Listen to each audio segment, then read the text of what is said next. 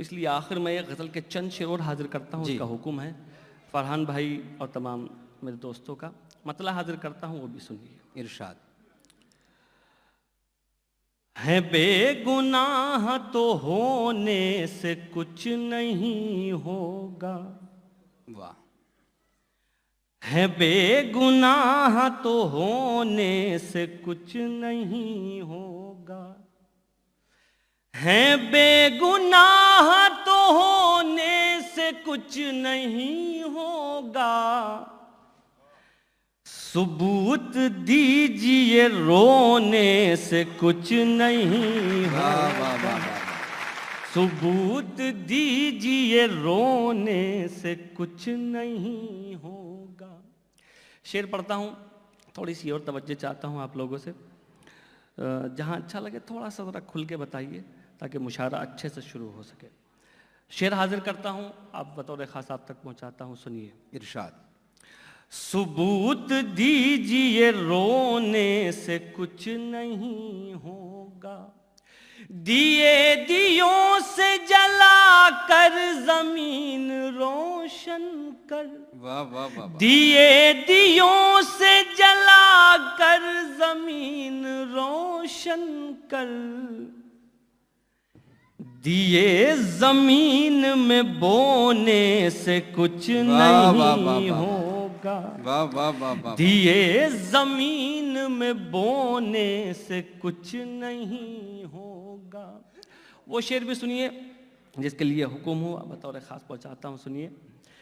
दिए जमीन में बोने से कुछ नहीं होगा, सबब तलाश करो अपने हार जाने का, वाह। सबब तलाश करो अपने हार जाने का,